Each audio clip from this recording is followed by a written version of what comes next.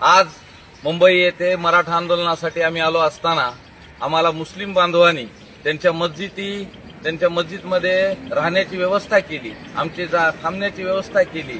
परंतु हिंदूच्या गणपतीच्या मंदिरामध्ये कुठं बसल्या असताना आम्हाला सांगतायत की नाही आता आमचा गणपतीचा सण आहे आणि आम्ही हिंदूच आहेत, आम्ही आरक्षण मागायसाठी आलोत, पण मंदिरामध्ये कुठंच व्यवस्था आम्हाला करू देत नाहीत किंवा आम्हाला थांबू दिलं जात नाही। म्हणजे आम्हाला असं वाटतंय की खरंच हिंदू खतरे में आहे आणि मुस्लिम समाजाचे माणसं समोर येऊन मस्जिदीमध्ये जागा देऊन आम्हाला सहकार्य करतात, त्याबद्दल मुस्लिम समाजाचे खूप खूप आभार।